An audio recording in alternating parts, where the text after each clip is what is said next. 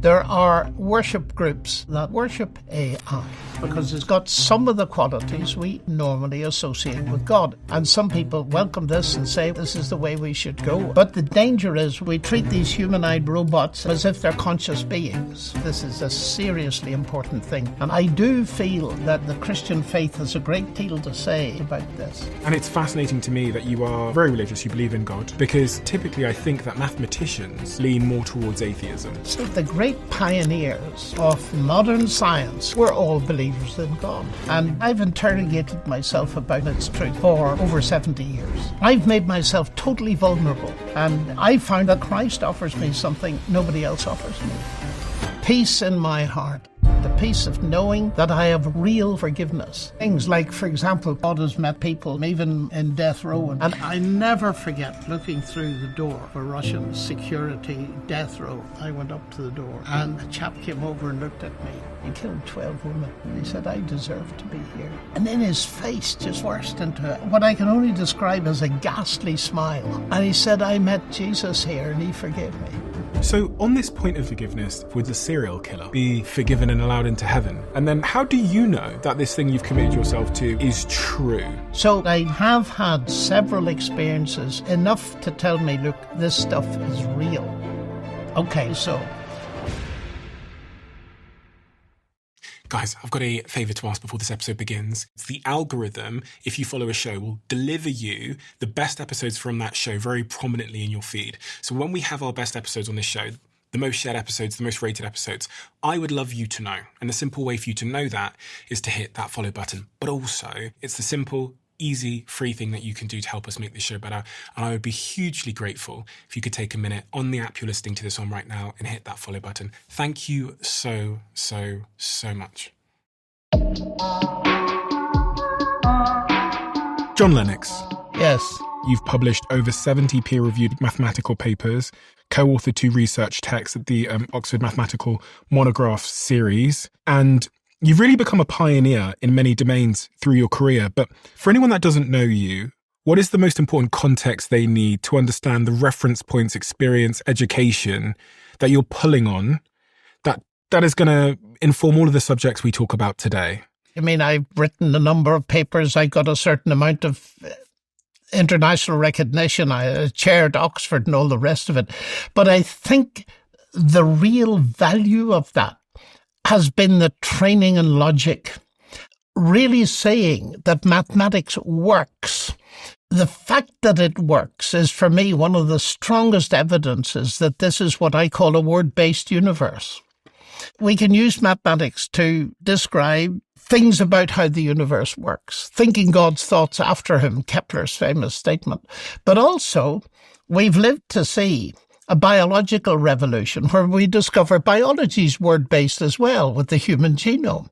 And that, to me, resonates with the explanation given in both the Old Testament and the New language of John's Gospel. In the beginning was the Word.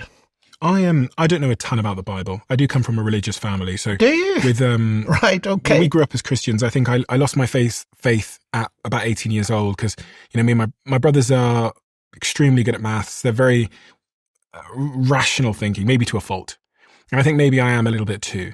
I am too. You are. This is why I find it so yes. fascinating because typically the scientific community lean more towards atheism. And typically, I think that mathematicians lean more towards atheism. Just a sense check if that's true or not. We'll throw the numbers up on the screen.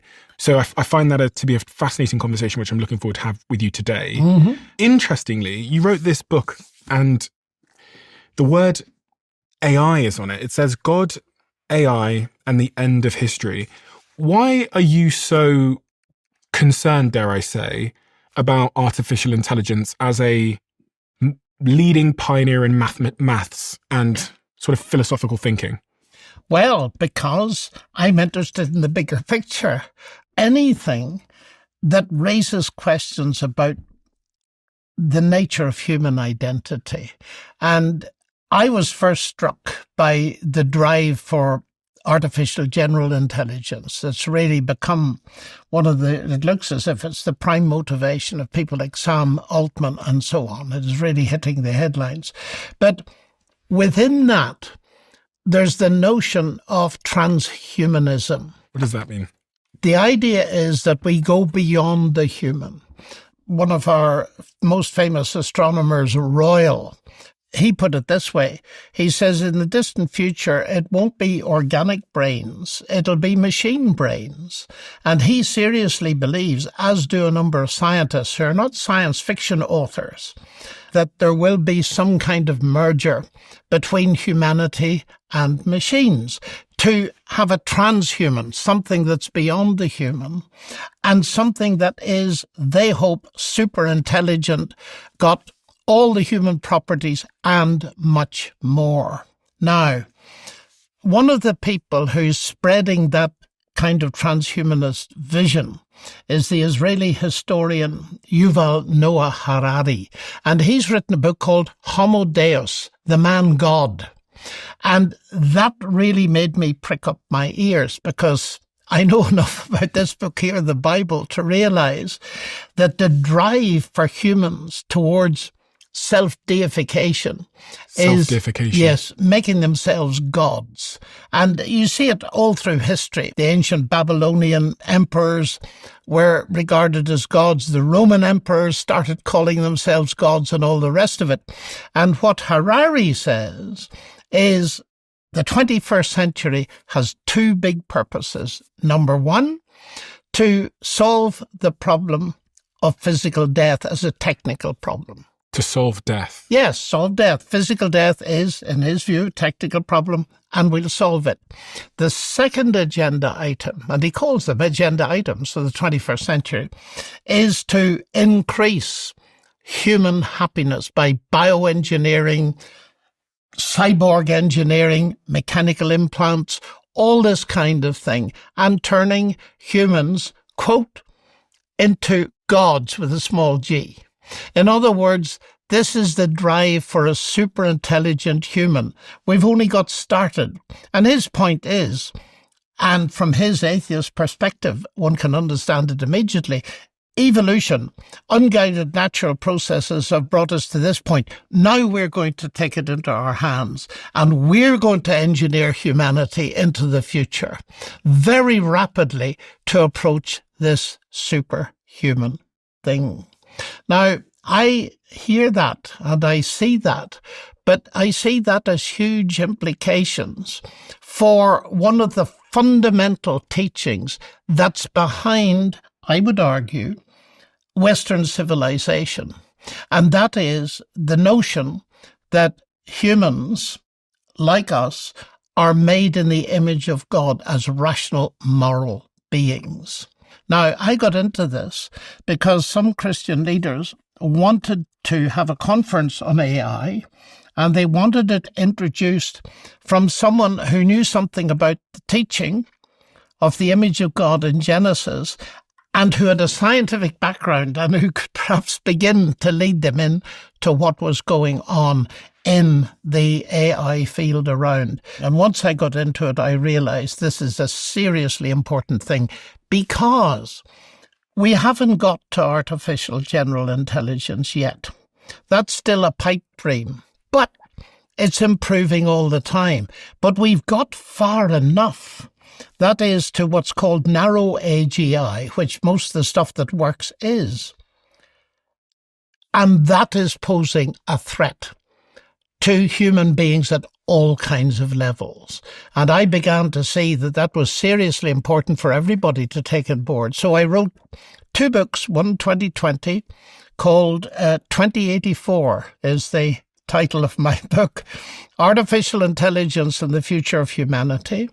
And then the publishers asked me to update it in 2024. So there's a second edition, twice as big. And it is my main work on AI. That is not. That is work on the Book of Revelation with reference to AI. The other is directly going into AI, pointing out its values, which I think are immense, particularly in medicine, but pointing out its dangers, which I think are immense, for bringing about a state in the world that none of us, I think, want. So let me just give some definitions then. Yes, sure. You use the term narrow AI. Yes. My definition of that is, and I'll put something on the screen for those of you watching, is AI that's focused on solving a very particular problem. So AIs that might be able to diagnose lung cancer, or that do some sort of biometric data on your Apple Watch, very focused on solving a particular problem. AGI is artificial general intelligence, which is what's being built at the moment, and all the big AI companies are in a race to accomplish, which is a machine that could do any intellectual task a human can, faster than any human, and would be super intelligent. So, maybe one way to think about it, it would have a PhD in everything. That's right. That's a very fair summary. Narrow AI system does one and only one thing that normally requires human intelligence. AGI does the lot and more. You wrote this book, 2084. You highlighted in there some of the concerns that you think are being overlooked in this race for AGI at the moment. Well, they're not overlooked by everybody. There is huge concern.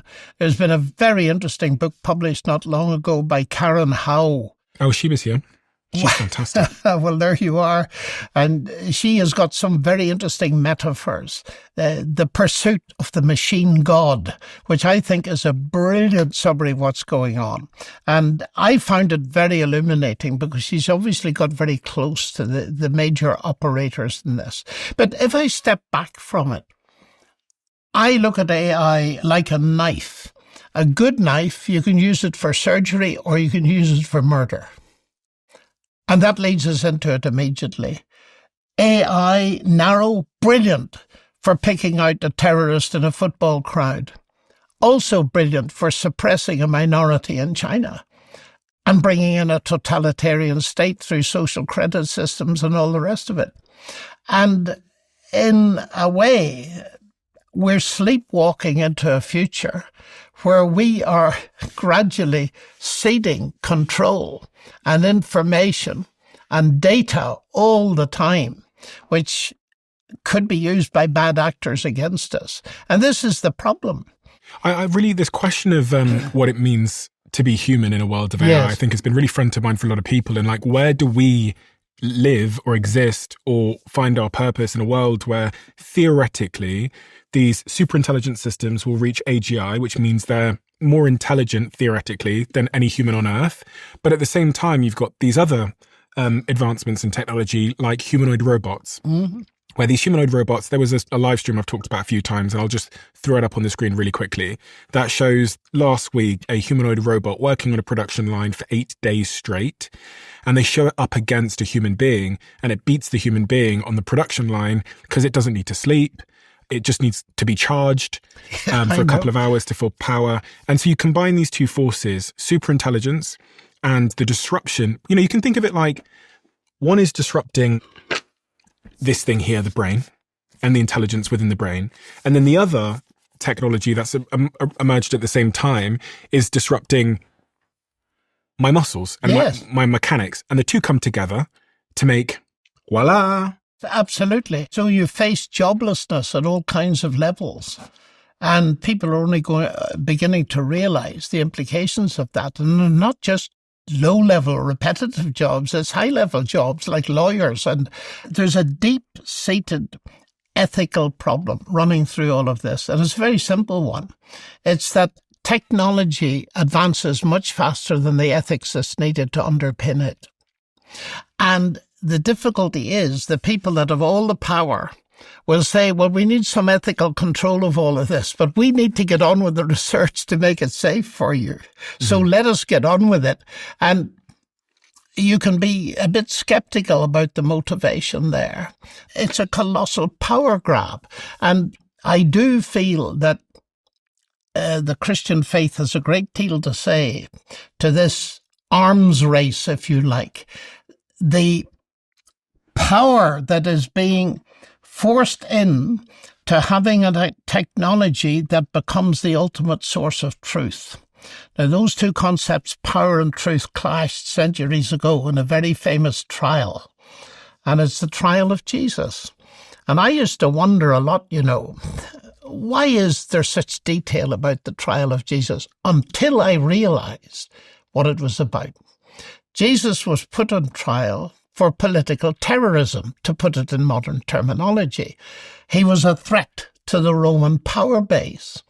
And Pilate, the governor at the time, put him on trial and conducted the trial himself, which was most unusual, and said, "Are you a king?" And Jesus looked at him and said, "Well, not in the sense you mean. To this end I was born, and to this end I came into the world, that I would bear witness to the truth."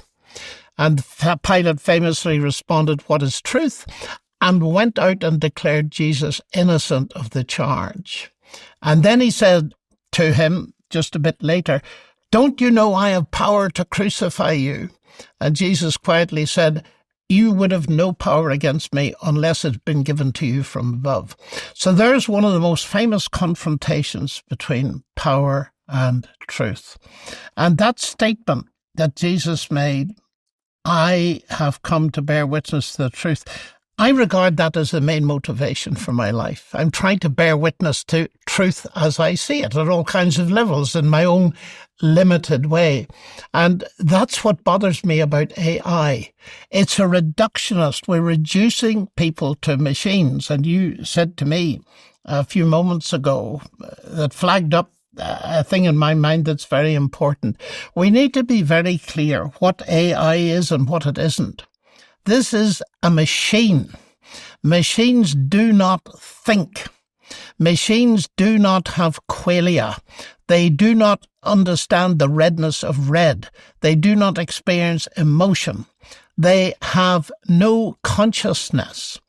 And you see, I believe that the genius of God is that He's made you and me, and He's connected in us consciousness and intelligence. The machines are not conscious, but they simulate intelligence.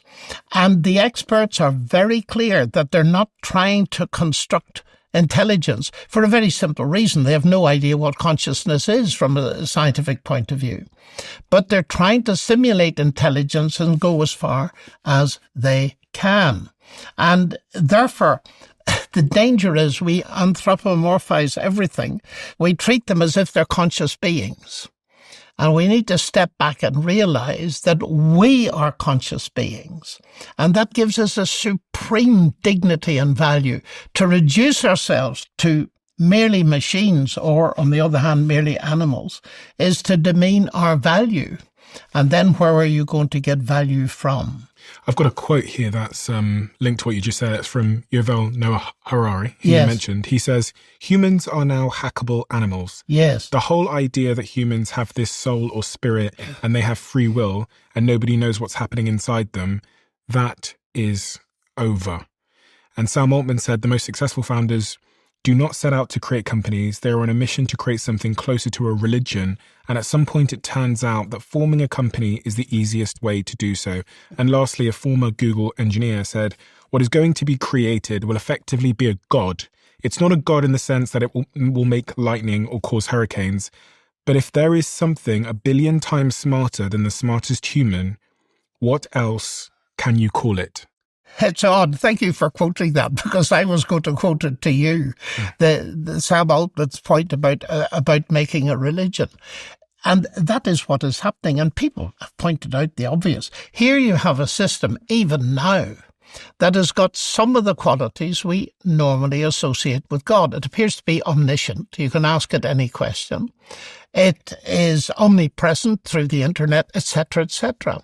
And therefore, already there are worship groups to worship AI. And some people welcome this and say, well, this is the way we should go. And other people say, just wait a moment. There's something very strange going on here. And in the end, you are bowing down to something that in the end is idolatrous, because it is less than God. But it's very tempting to do that. I mean, people are basically praying to it now. They're confiding in a way that they might have. Absolutely doing it. And you know, I'm fascinated by this. I've never seen one of these before, but I like it. And I tell you why I like it. So for people that can't see what we're doing, it's a brain. It's a brain, and it's got two halves. And one of the people who've influenced my thinking about AI a lot is Dr. Ian McGilchrist, the author of this fascinating book called The Matter with Things. And he has studied the fact that this brain has two hemispheres, two halves. Both halves are involved in almost every cognitive event, but the two different halves have different ways of paying attention to the world. One is narrow focus, the left side of the brain, and the other is the big picture. And he says what has happened historically in the West is for the last 500 or so years, we have concentrated on the narrow, rationalist, reductionist left side of the brain, and we've forgotten the right side that contextualizes everything so that, quote, we now find ourselves in a world where we understand how almost everything works, but we know the meaning of nothing.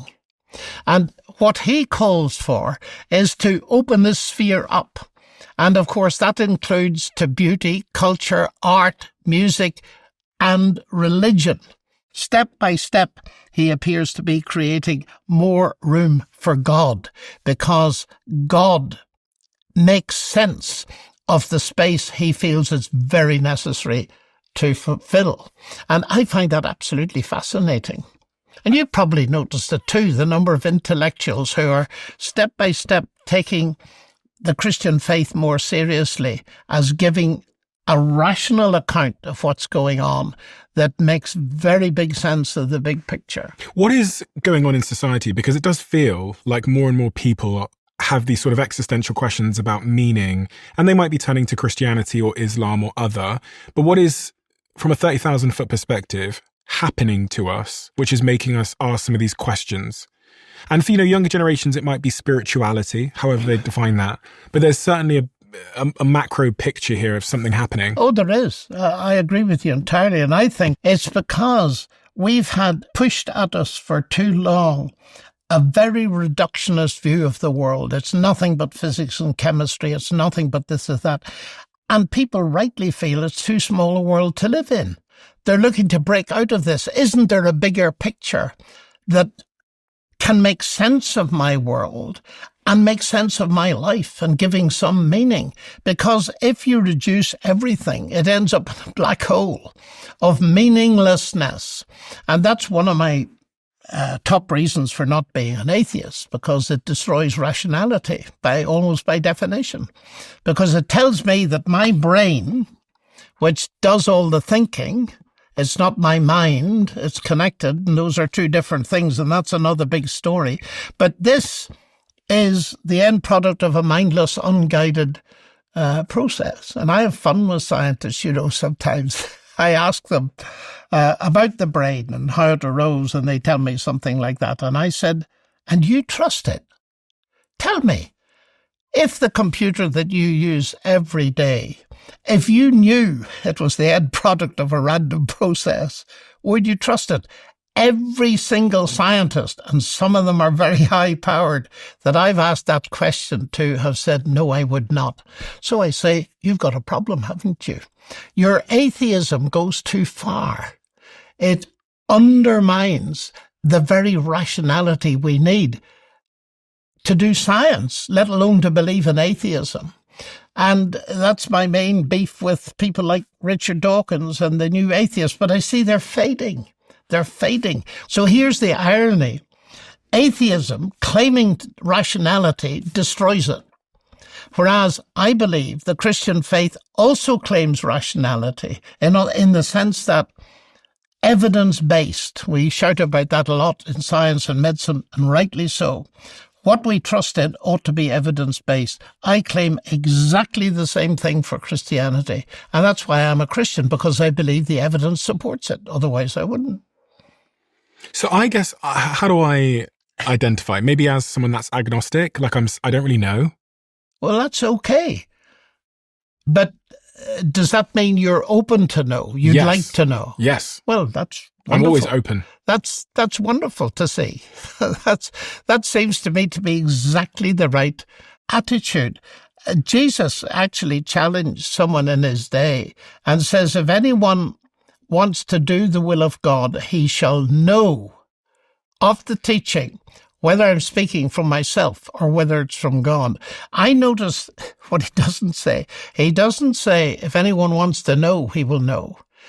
If anyone wants to do, he will know. And the difference between the two, and I'd be interested in your response to it, is that being prepared to do something when you know it is more than just knowing it and possibly just leaving it on the table. In other words, Jesus is interested in people who are going to take the step of trust and following him. And that's the big deal. Do you know what it is? I find all explanations as to like the bigger picture to be like fundamentally incomplete. Yes. Because there's many things you said about the nature of Christianity and religion that I go, amazing, yes. And then there's a couple of things I go, oh, well, and the same when I sit here with a physicist that's telling me about the Big Bang. Yes. I have the same thing where I'm going, yes, of course, yes. Oh, we've got evidence that the universe is expanding. Okay, and then they'll say other things and I go, well, that's not complete.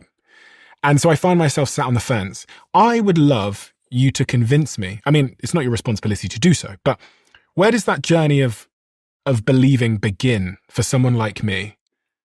Because, people say the Bible, and I go, well, it's kind of like what you said about the computers. It's like, if you're using something to justify the same thing is true, yes, then that circular reasoning I find to be incomplete. Because I could write on this piece of paper, Stephen Bartlett is a lizard. Yes. And this piece of paper is true.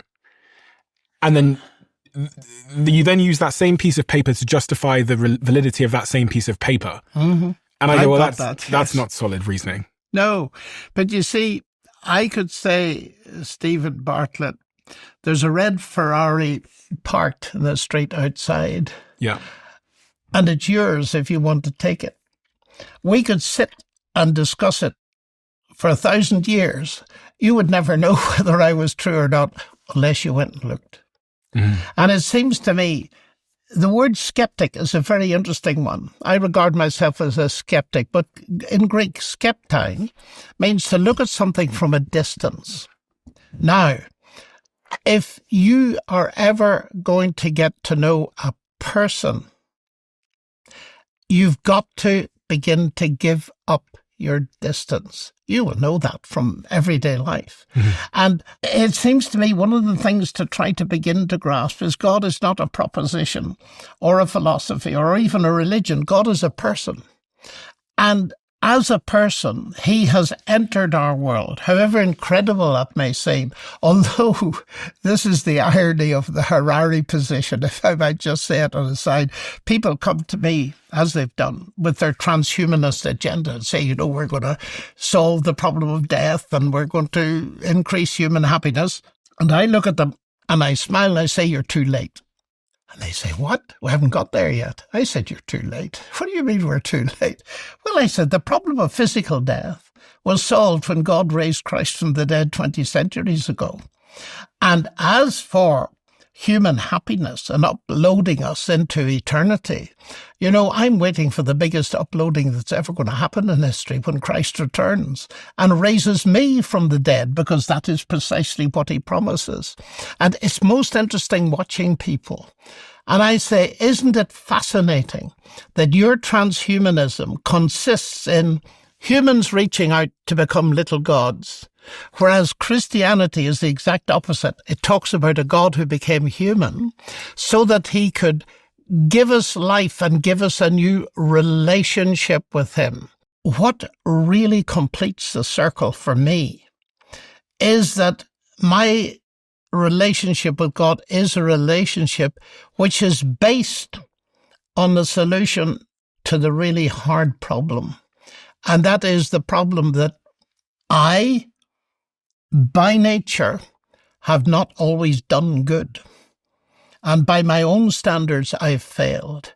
Now, all this talk of transhumanism, AI, and everything else, what it's trying to do is to build paradise, utopia, without facing the problem of the damage that humans have caused to themselves and one another. They will not face the sin problem. Christianity, to me, doesn't compete with anything else, because Christ offers me something nobody else offers me.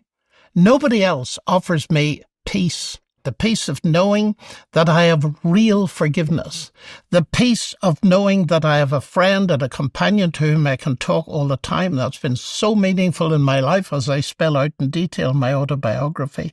And the peace of having been given a new life that will not end when I die. I'm 82 now. I'm probably more than twice as old as you are. As I look towards the future, I have in my heart a certainty. Not because I've merited it, the exact opposite, because I couldn't merit it, but because Christ has done something for me through the cross and the resurrection. That may sound all mumbo-jumbo at the moment, but has done something that enables me to have a relationship that is secure, that floods over the whole of life, and has made my life what it is for the last 70 years, more or less. I think everybody, especially in a world that's getting increasingly lonely and disconnected and isolated for many reasons, is looking for that secure relationship. They are. They're looking for their own, a home that can't fall down. Yes. Yes, and a peace that doesn't fade, and an inheritance that doesn't. Exactly. You're dead right. If I could choose that, if I could press a button and have it, I would have it. But there's this other part of my brain which will naturally interrogate whether it's real or it's true. You're absolutely right. Why am I sitting in front of you talking about this stuff? Because I've interrogated myself about it and its truth for over 70 years. I've made myself totally vulnerable.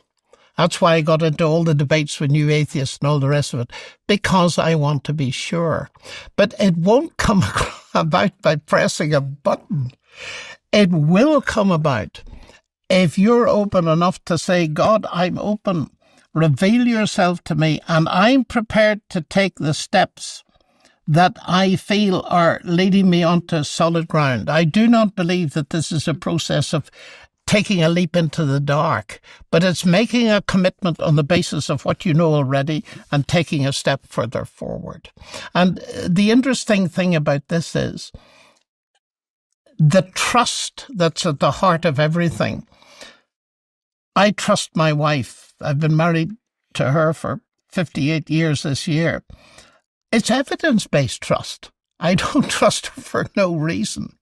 And the same is true of my friends, as would be the case with you. Evidence-based trust in science and in Christian things. I don't regard myself as religious particularly. And the reason is this, and it's an important reason. Most religions prescribe a moral way that you try to follow, and you've teachers, gurus, imams, all the rest, priests, to keep you on the way, and then you come to a judgment at the end, and I usually draw a scale of justice. And if your good deeds tip over the bad deeds, then you get into whatever it is, heaven, nirvana, all the rest of that's religion. It's not Christianity, though many people think it is. Because if you ask them, are you a Christian? They say, well, I do my best and I hope that God will be kind. That isn't Christianity. It's the exact opposite of Christianity. That's a merit-based religion. And you see, the irony of all this is that we would never, or at least I don't know, some people might, but in a human relationship, we don't base our affection and relationship with someone on the basis of their merit. I have a little analogy I use that sometimes tickles people's minds. I say that I met a beautiful girl on my second day at Cambridge. I'd been warned she might be there, and she was, sitting in church. And I decided that I'd like to marry her. So I bought the most expensive cookery book I could. And I came and I handed it to her, and she said, what's that? Well, I said, we have an interesting tradition in our family, you see. And if anybody gets married, they give the potential bride a cookbook. Why? Well, look at page 152. Here's the laws for making an apple cake, and I like apple cake. So law 1222, take so much flour, sugar. Now I said, it's going to be like this. If you keep those rules for the next, let's be generous, 40 years or so, I will accept you. Otherwise, you can go back to your mother. Now, when I say that to an audience, they rock about with laughter, but it's exactly the way many of them have been taught to think about God. Keep the rules as best as you can and hope that God is generous. When actually, I did no such thing. I've given my wife several cookbooks, but they're not the basis of the relationship.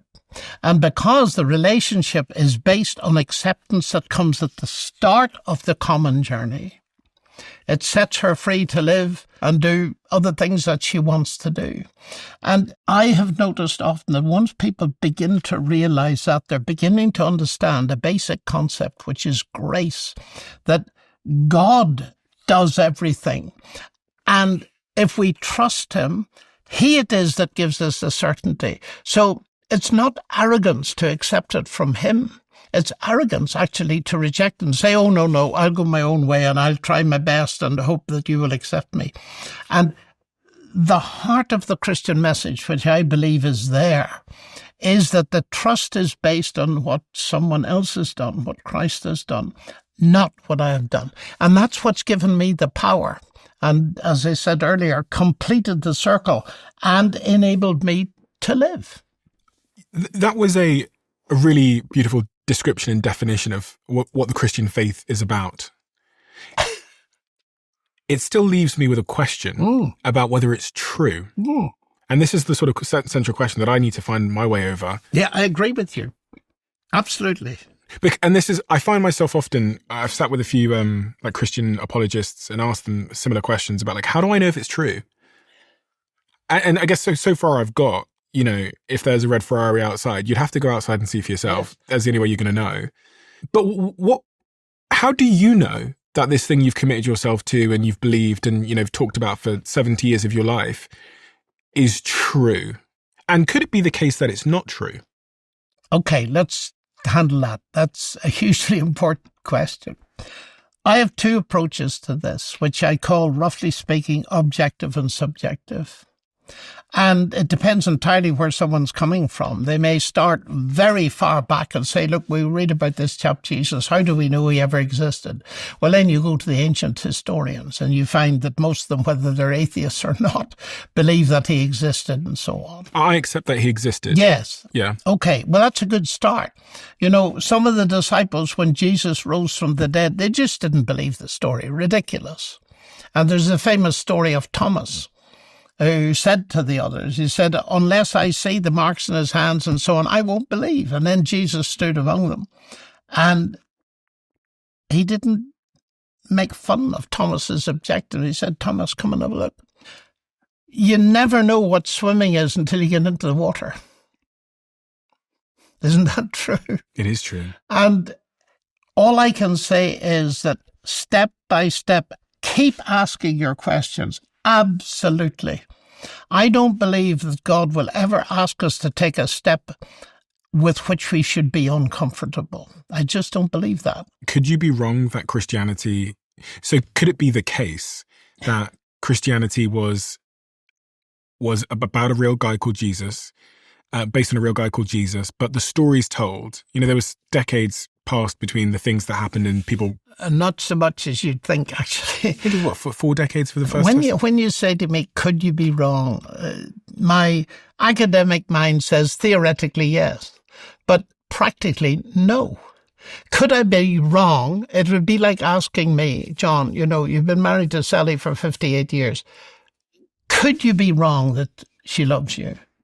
Well, theoretically, yes. But actually, the evidence all points in the other direction. And that's what I would say that I have built up in my life. And I'd love you to ask me that question when you've read that autobiography. Why would you think it would reform? Because I think what I relate there is enough evidence for someone outside who's skeptical to say there may well be something in that. But in the end, you won't know until you step into the water. And then you find that Christ is there to catch you. And what did you find in the water when you stepped into the water? Well, I was very young. You see, my parents taught me quite clearly that I wasn't born a Christian. You become a Christian by trusting Christ. That's to have somebody born or made a Christian by some ceremony is absurd to my mind. And so, in my simple way, I responded as a child. I didn't have any great feelings or anything else. But what happened to me as I grew, and especially as I went to university in Cambridge, and I decided, look, I really believe this stuff is true. I'm going to stand for it. And it was when I began to stand and share with others that a great deal of the underpinning came in and the certainty came. Cumulatively, not all a big... I've never had these big flashes of anything, but I have had several experiences of what I can only put down to direct divine guidance, and I record them in the book. Whenever I talk to new founders, they all carry the same belief that the biggest threat to their small business is having a bad product. It's not. The biggest threat they face is hiring the wrong person for their small team, because bad hires put the handbrake on growth and rapidly infect company culture. And I get it. When you're starting out, you need A players to grow your company, but you don't have 40 spare hours to spend sifting through interviews. So you hire fast to fill the seat, but this ends up costing you even more in the long term. What any small business actually needs is a reliable and efficient way to find the right talent without stalling momentum. That's where our long-term sponsor, LinkedIn and LinkedIn Hiring Pro can help you. It streamlines the entire hiring process from drafting a job description to shortlisting candidates and conducting AI-powered interviews for initial screenings. Nearly 60% of hirers who've used this tool have found a candidate to interview within a week. Hire right the first time around and get started by posting your first job for free at linkedin.com/DOAC. That's linkedin.com/DOAC. In terms and conditions apply. If I asked you to picture a Guinness World Record holder right now, you would not be picturing a phone charger company, but our sponsor, Anker, yes, the charger brand, and one of our technology partners just set a world record. Their Soundcore earbuds hold the Guinness World Record for the world's clearest calls. Did you hear that? That is what obsession sounds like. Most brands think that earbuds are as good as they can be, so they compete on the surface. They compete on bass, battery, colours, but not Anker. The Liberty 5 Pro and Pro Max earbuds use 10 sensors and Anker's own AI chip to help you keep your voice clear in noisy places, which sounds like an unreasonable amount of engineering for a small problem, until it's your problem. Until you're trying to win a pitch from an airport lounge or station platform and all they can hear is wind or traffic. Anker obsessed over the tiny, invisible, maddening, difficult environments that we find ourselves in all the time and how those environments stand in the way of the communication that we want to have. And when you try Anker for the first time, you, like me, will probably think, thank God that somebody cared this much. Click the link below to try them for yourself now. I've got some of the questions that really stumped me when I was Christian up until the age of about 18. And then I went into the whole New Atheist movement with Richard Dawkins and Sam Harris and that little phase of my life. But one of the stats that used to get me when I went through that New Atheist movement was that globally, 91% of adults simply adopt and keep the religion they were raised in. Mm-hmm. And if a person is born into a Hindu or Muslim household, there is a 99% statistical probability they will remain in that faith. Only 1% switch out. Mm-hmm. And then the argument, I think it came from Dawkins or someone else, was that, is it fair that there's this birth lottery determining who ends up believing what, or theoretically getting into hell or heaven? Yes. Because if I was born in, I don't know, Afghanistan, the probability says I'd probably be Muslim. Yeah, well, I take that, absolutely. So God gave you an advantage in this context because he allowed you to be born in his all-knowing, all understanding way, put you to be born in a place where you were likely to be Christian. And it sounds to me as if he gave the same advantage to you. So the question is, what do we do with that privilege? Now, I know that there are hard problems round the edge here. There are really hard problems, not only where you're born and what you believe. This was the argument that Peter Singer advanced to me in a debate. I don't know whether you've heard about it. Peter Singer, the Princeton ethicist, who really was one of the new atheists, but not quite. Very famous for his views on dealing with the unborn, all the rest. Well, we had a debate in Australia, and I started, as I always do, by being upfront about my background. And when he got the chance to speak, he said, well, there goes my best objection to religion. people always stay in the religion in which they're brought up, you see. When I next got a chance to speak, I said, Peter, I told the audience about my Christian background, but you said nothing about yours. Now tell me, were your parents atheists? He said they were.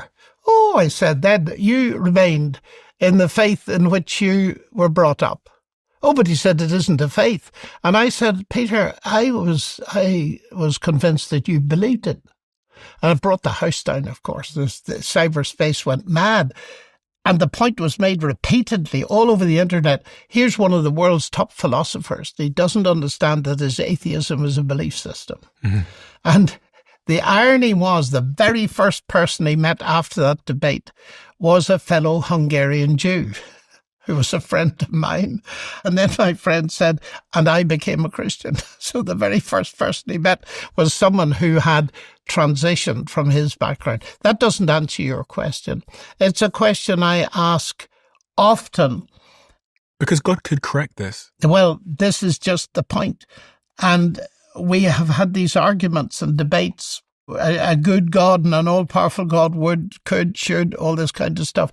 And we never get a satisfactory answer to that. So I've come up with another problem, possibly because I'm a mathematician, and when we've hammered at one problem for centuries, we usually stop and try another one. My other problem is just as hard, but I think it gets me a bit further, and it's this.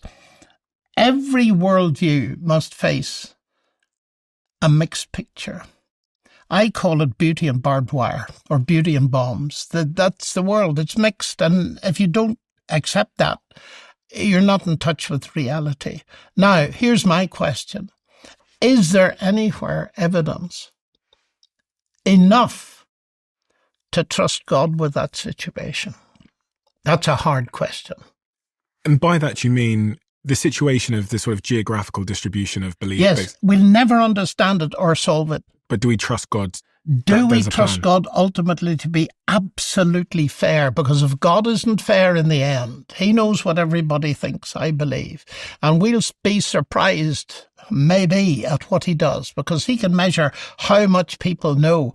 My responsibility is twofold. One, to respond to the evidence I've had, and then Christ tells me to go and share it. And that's what I do, and I've been doing all my life. It doesn't answer a question, but it gives you motivation. And the alternative, to rule God out, has so many negatives to it that I think, yeah. So when I think about what I understand of the Bible, there's a particular part of the Bible that talks about the only way into heaven is through Jesus. And from that, I inferred that the only way to get into this great place that everybody wants to go to is by believing But does in everybody Christianity. want to go to it? I'm not sure that they do. I have met many people who, when they hear what Christ offers, they reject it. But that's another point. So if we talk about this distribution, yes, sort of birthright distribution of what you believe, and then those that believe this one particular thing are going to get into this heaven, it feels unfair. Or this idea that only those that believe get in is wrong. Or God is not as nice as we thought, and he's playing a bit of a cruel game. There's a fair bit going for your logic there, I think. And I think there are aspects of this we don't understand, because to give a crude example of this, I expect to meet Abraham and Moses, but they didn't know about Jesus. Because they were before. Yes. Mm. When I approach this, you said you're agnostic. I like that word. People rarely ask me if I'm agnostic. But what I'm telling you is I'm agnostic about masses of things. It's how I learn. Mm.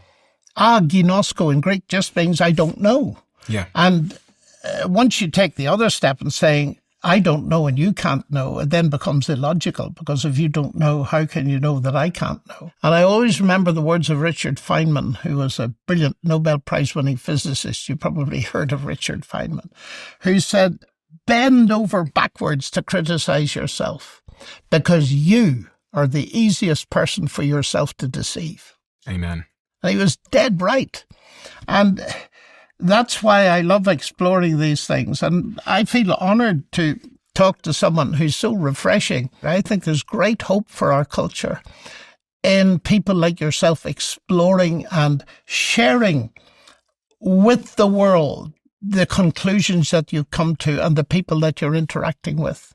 Yeah, like I said, I don't have perfect answers either way. So that's why the word agnostic seems to be perfectly apt. The other real question that I had that really stumped me when I was 18 years old was this point about omniscience. Yes. It's the oldest question in the sort of atheist religious battle, which is, if God is all-knowing, he knew exactly which individuals would reject him and suffer and go to hell before he even created them. Yeah, that's determinism. So how is creating a soul that you know is doomed an act of love? Well, it isn't. I don't go for that determinism. In fact, I've written a book that thick about it. I think it was actually Ricky Gervais tell the story of the baby being born in, let's say it's Africa or somewhere else, or India or wherever it might be, the UK, who is born with a parasite eating its eyeball out from the inside. I know this, yeah. And I remember hearing that when I was 18. Yeah, terrible. And thinking, okay, so if God's all-knowing, he knew that baby was going to have its eye eaten out by a parasite before the baby was born, but allowed the baby to be born anyway. And with my moral compass, I would have intervened. And if he's omnipotent, all-powerful, he could have intervened. Yeah. So how do you, where is the flaw in that question? Is there a flaw? Or is there a misunderstanding? I think there can be a misunderstanding, but it's a very understandable one, because I feel exactly the weight of that as well.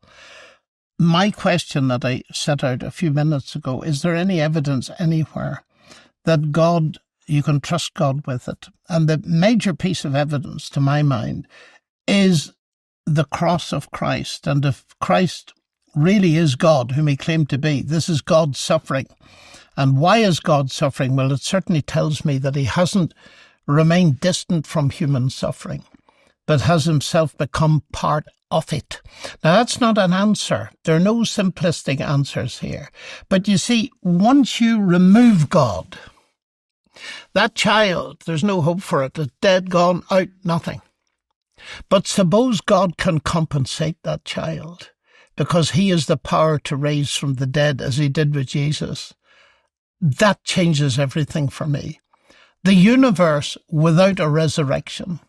I don't know whether you've ever watched my debate, the first one with Richard Dawkins. I suspect I have. I watched them all. The very last bit of it, we were suddenly told we'd only 2 minutes to wrap up instead of 9 each. And I said something about the resurrection. And I'll never forget what Richard said. It was something like this. We've had a great discussion about big ideas and so on. And now we come down to the resurrection of Jesus. How petty, how parochial, how unworthy of the universe. And I remember thinking, if Jesus rose from the dead, it's the biggest thing that's ever happened, because it may open the way to understanding that there is life after death. And you see, C.S. Lewis has helped me a lot. I used to listen to him. I'm that old. He has helped me a lot in this idea of a sense in which there's more than one world. And we're so conditioned to thinking that this world is the only one there is. But if there is another world, and there is a loving God, then I suspect, I can't prove this to you, but when we one day see and enter that world and see what God has done with the kind of child you mentioned, we'll have no more questions. So you think he's compensated that child? Oh, yes. God is a God of love. He'll do much better than... Look, the biggest gift that God has given you and me is our moral sense and the capacity to love. Now, we analyze problems like this with our God-given capacities. And we come, and I understand it perfectly well because I've come to the same place as you, and say, well, God, if I had been you, I would have done this. Well, I suspect one day we're going to find out why God didn't. He's going to let me die one day. I've nearly died already. I've said goodbye to my wife, by the way. and they thought they weren't going 14 years ago. And I said goodbye. And it's interesting when things like that hit you. Forgive the personal reference, but it's very real. Total peace both of us had as I went into the operating theatre. And the surgeon saved my life. And this would take us down another rabbit hole. But I got to New Zealand just a few days after the earthquake. And I was on a lecture tour, and everything was scrapped. I was on television, radio, but only one topic: why earthquakes? You see. And I met people that had lost loved ones and all this kind of thing. And I talked about the God who has suffered and raised Jesus from the dead. And the interesting thing was, it was that gave the most hope to the people that were listening to me, because they told me and wrote me little letters afterwards and so on. So I think there's something big here, but that God allows these things to happen is something that in the end we have to take on board, even when they happen to us. What about all the humans that lived before Jesus came? Well, God will never judge anybody for not knowing what they didn't know. Interesting. That's an interesting idea. So I don't know. So am I good? Am I going to get into heaven? Well, no one is good but God. But you see... Is it important for me to believe in God? You do know a great deal. That's obvious to me. You do know a great deal. You know what this is all about. And in a sense, you've been very near at the beginning. And you're now doing an exploration. And I mean, your life stories, you must write your autobiography sometimes, but wait a few years. Yeah, I think I need a few more experiences. Yes, yeah. But you will get them. I really believe that the openness is the important thing. Yeah. Quiz people. Put your Christian friends That's under what I'm doing now. Yes, I know. It's lovely to find someone who's prepared to do that, quite frankly. Is it important that I believe in God? Like, if I live a good life, I'm kind to people and I do my best. But you see, that's exactly the point I was making. That people think that living a good life and being kind to people is what God is interested in.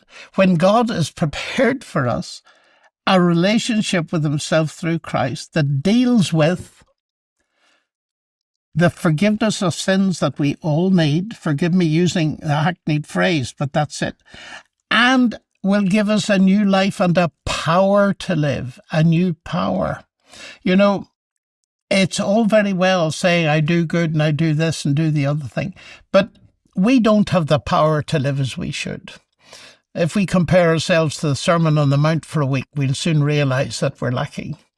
And I think one of the big changes comes in people as they realize just the depth of what they might be capable of, and possibly the depths of some things that sadly they do, and are facing a big need of forgiveness. You meet many of them in prisons, of course, but I have seen such remarkable things happen, both directly and indirectly, with people who've made such a mess of life.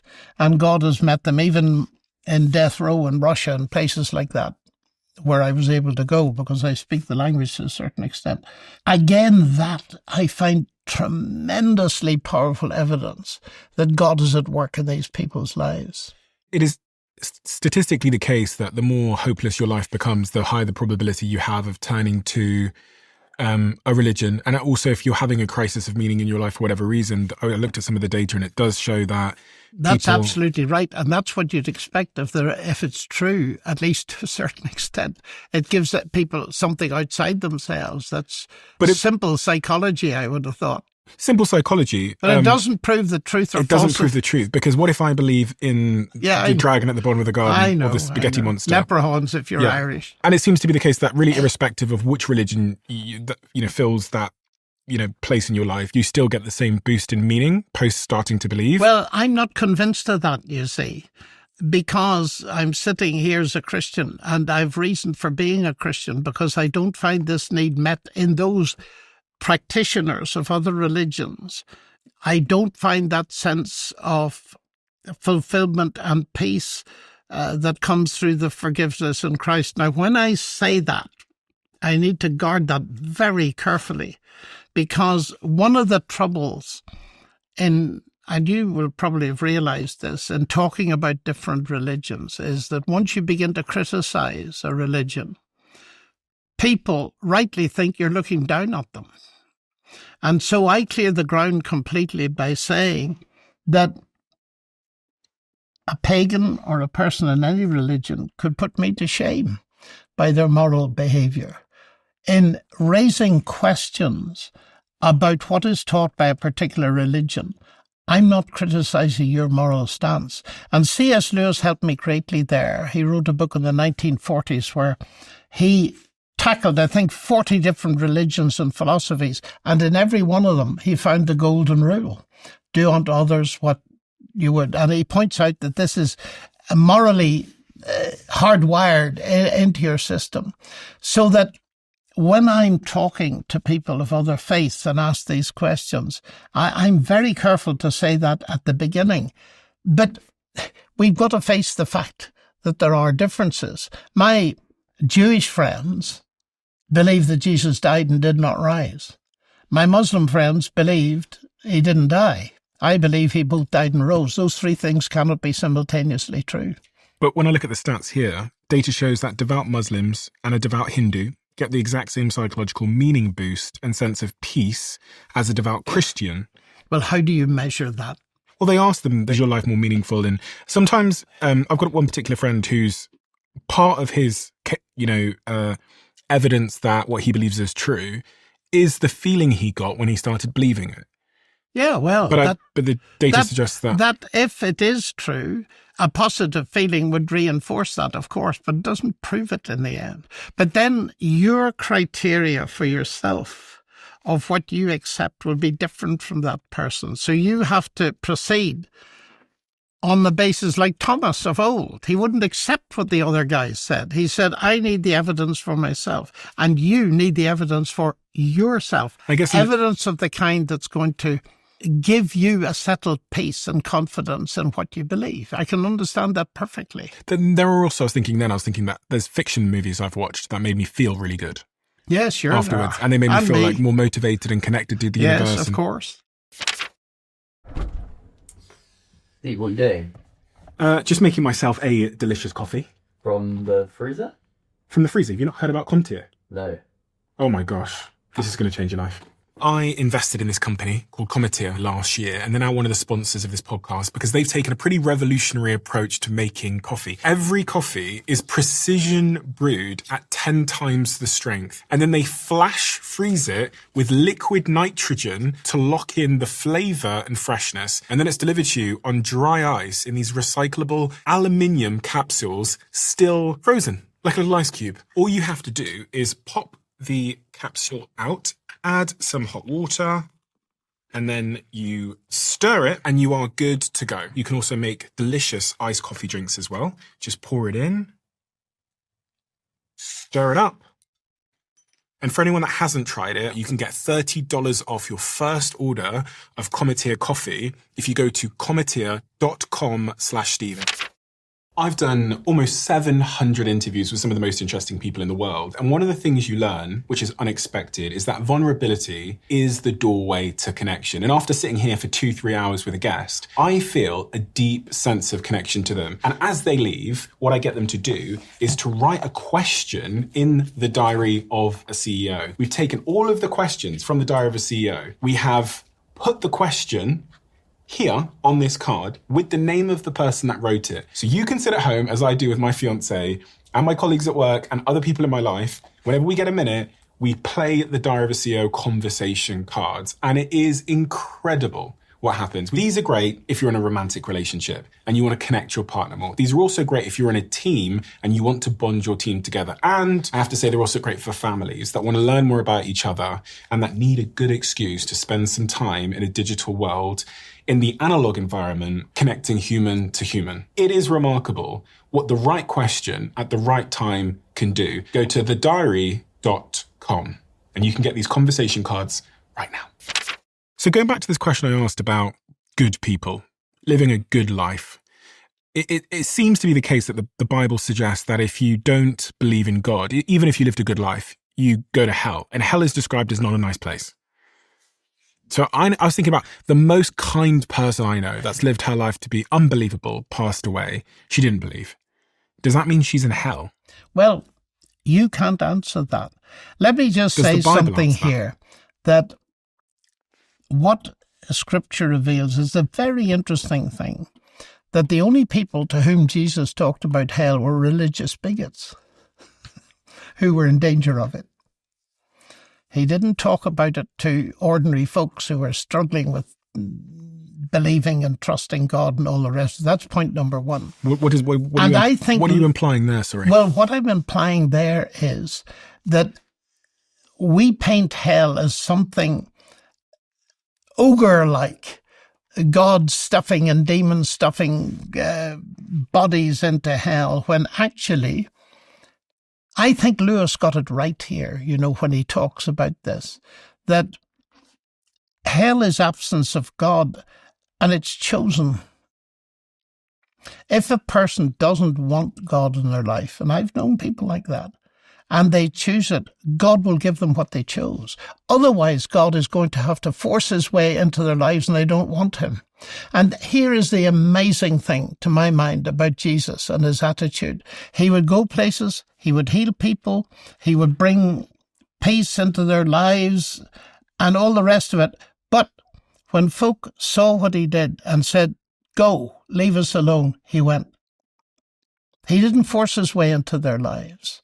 And it seems to me that the one example in the New Testament of a person who did not live a good life and neglected the poor around him and ended in that place, there is no evidence that he wanted out of it.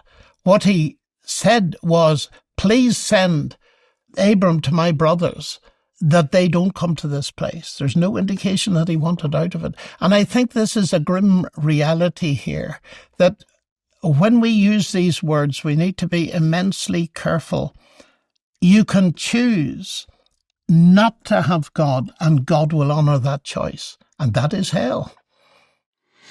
One of the things that I grew up believing because of the Bible was that if you repented, yes, which is, to ask forgiveness, admit your sins, etc., yes, acknowledge God, believe, then your sins would be forgiven. Mm-hmm.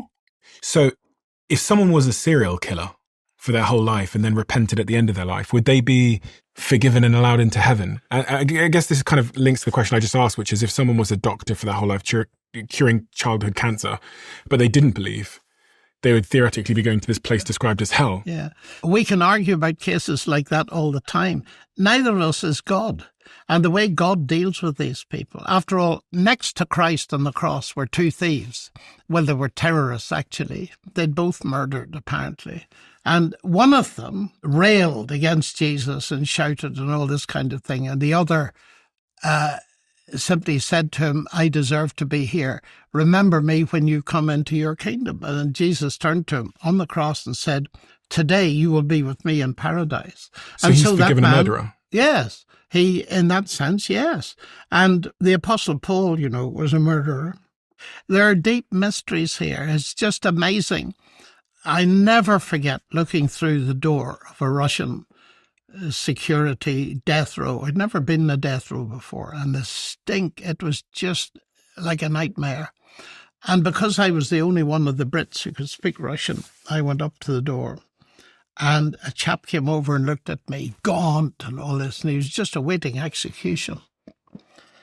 And what he said to me was this. He said, "I deserve to be here." He'd killed 12 women or something. I can't remember which. And then his face just burst into what I can only describe as a ghastly smile. And he said, "I met Jesus here and he forgave me." And you go away with a very burdened heart, I think. And he said, "My colleague lying over there is the same." What do you make of it? I don't think we're going to find out. I don't know. I feel like I'm wired to try and have to solve these fucking problems. These big questions. I have to figure them out, or they'll just sit there causing increasingly more confusion, which pops me right on that agnostic fence. Yes, I would encourage you to concentrate on the one that you think is most important, one at a time. And I don't know, because I've only met you. I think what you're doing by talking to people from different backgrounds and so on, I'd love to be able to say, here's where you must look, but each one of us is so complex.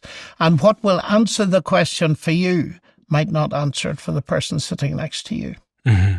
But don't stop exploring, I would say. But I don't think you will.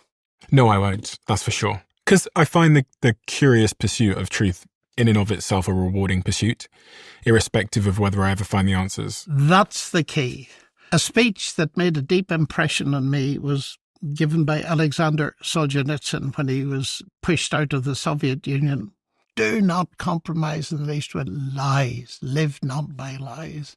I think our generation needs to hear that, because one of the great and tragic capacities of AI is the spread of lies, deep fakes, all the rest of it.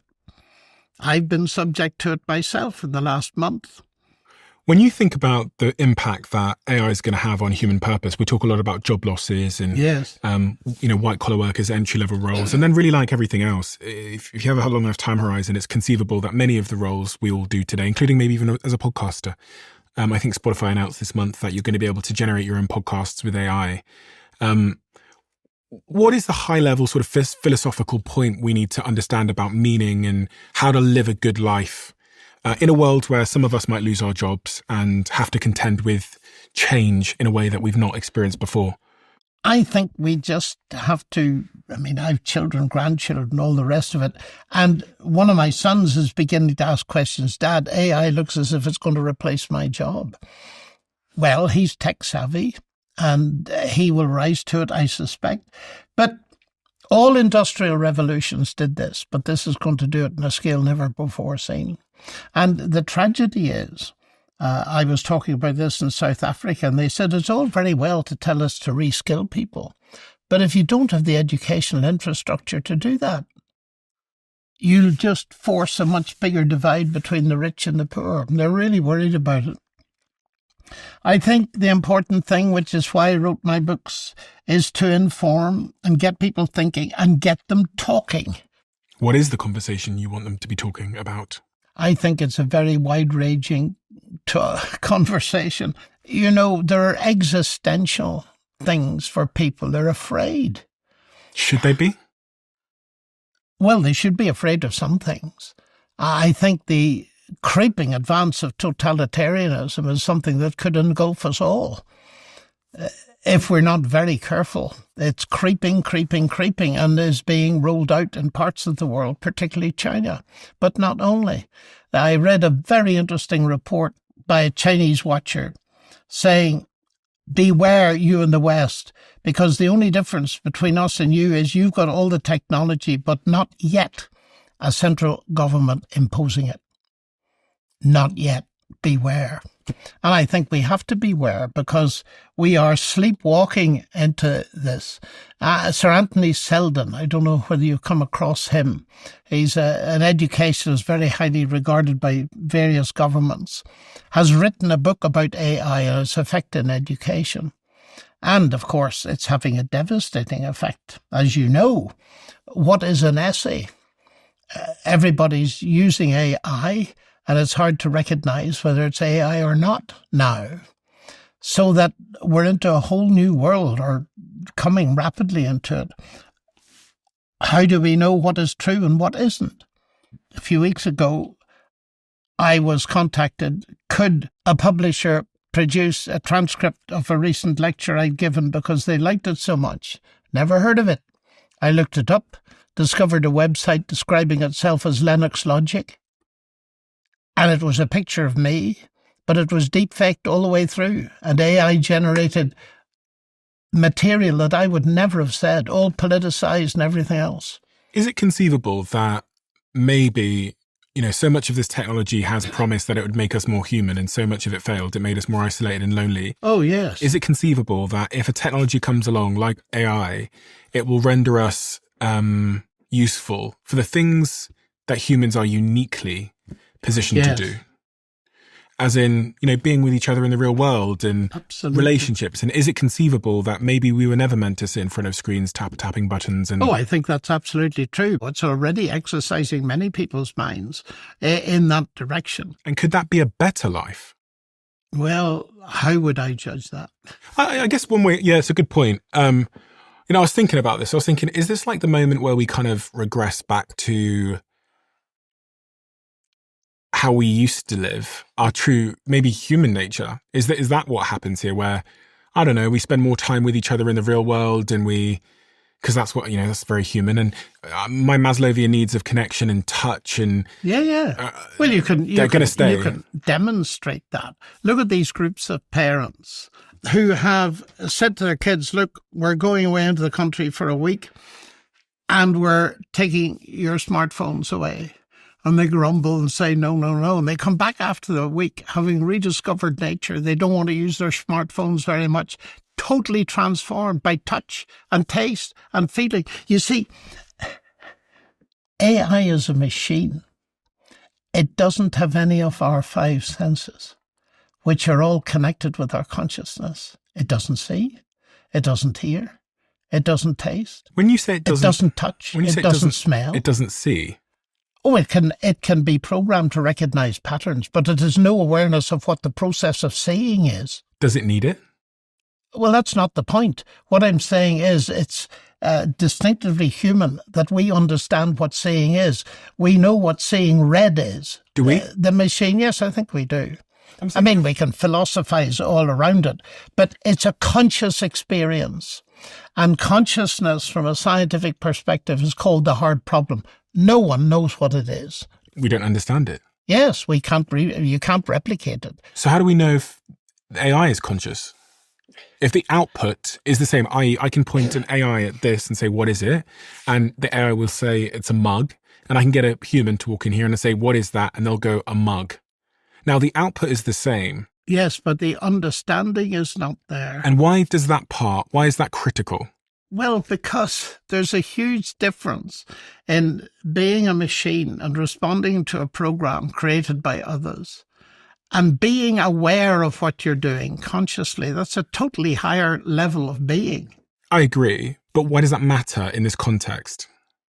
Well, another way of asking this question is actually visualized by what I have in front of me here, because one of the big debates around AI is it creative? Yes, I know. So here we have a picture done by a human. Yes. Here, which is, picture of a family and a dog. And then we have another picture here, which is done by AI. Yes. And we have another picture here, which is done by a different AI. Yes. Now, there's a debate that AI can't be creative. Now, can AI be creative? Well, if you call what's in front of you as creative, then it can be. But it now comes down to the very big question of what you actually mean by creative. Yeah. You see, it can create things. It can put things together that haven't been in that form before.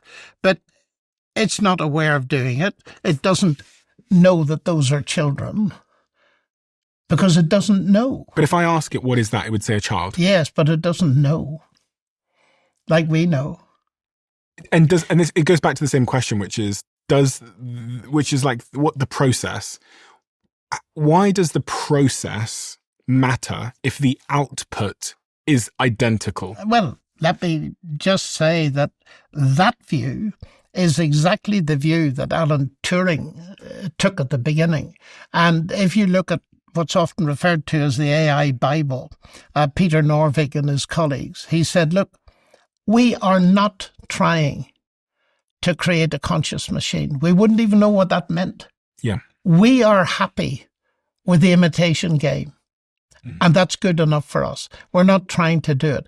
But you see, the conscious side involves all that appreciation of life and nature and beauty and so on that we can see some meaning in. But also there's another thing. There's a consciousness of other people. And there's God consciousness. I don't think AI is anywhere near that.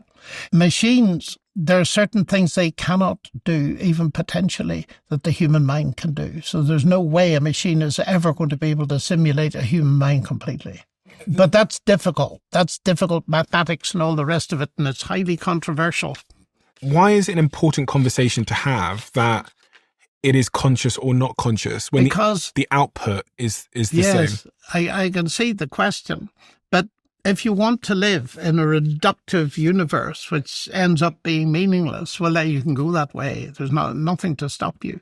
But it seems to me there are enough indicators within nature, within science, within our human experience that tell us there's a bigger world. And this is the right and left brain stuff. We're back to McGilchrist again. His stuff in AI is very strong. He thinks it's really dangerous because it's ruining all this side of the brain and the richness of human experience, and it's in danger of destroying it. And he actually invites people to come and fight with him. So in such a world, what is it that makes humans, what is it that makes us special? Is it that those human things we talked about, relational? Oh, I think so. Yes, absolutely. And the fact that you and I can have a conversation like this. You could have this conversation with AI. Not in the same way. AI is pretty thin still. You can have a conversation of sorts. But remember, who's responsible for its capacity? Humans. It's something made in the image of humans, and that's a dangerous thing. I'd prefer to remain with something made in the image of God. It's interesting because we're getting to a point where there's going to probably be some like ethical questions around they're robotics. already here. But I mean around robotics. Oh, everywhere. You know, in the same way that many of us feel quite empathetic towards like trees. Yes. And we feel empathetic towards animals. Yes. Now, trees haven't got a brain, but just cutting down a tree needlessly, I think would annoy a lot of people because it would annoy me. Yeah, it would annoy me too. And I think there's almost going to get to a point where, like, you know, people are going to start asking similar questions around robots, which is, it's an interesting question. It is. Let me ask you a final question then, which is, what is the most important thing we haven't talked about that we should have talked about as it relates to all of the work in these tangential subjects? Oh, I can't answer that. Perhaps the most important thing is finding the trigger that would help you to take a step forward into faith, into the Christian faith. And I would just encourage you to keep asking your questions in the open way you've done. And I've regarded it an honour to have this discussion. And I hope very much it won't be the last one, but age may prevent that. But thank you very much. We have a closing tradition where the last guest leaves a question for the next, not knowing who they're leaving it for. And the question that's left for you: in a world with so many challenges, what can we do to restore hope and trigger engagement? Give people a real basis for hope that transcends this world. And the only place I know where to find that is in Christ and in Christianity. John, thank you. One of the most compelling arguments for God that you've presented and your way of seeing the world and being is not actually necessarily anything you've written in your books, or not necessarily anything you've said. It is actually you. And you have a certain peace and contentment that I rarely see in people that I interview, but I often see, and I've almost always seen in the Christians that I've interviewed. And this is a interesting phenomenon for me. I interviewed Wesley Huff recently. Do you know Wesley Huff? Yes. He was the same Canadian. as you. Yeah. Wesley's a bright cookie. Yeah, he was very much, he gave me the same feeling as you, just like feels like a really happy person, very sort of content, rounded, there are many of us. Yeah, but it seems to be a trend that, a lot of the Christian apologists that I've interviewed have that anchoring that so many of us are looking for. There's a real sense of that.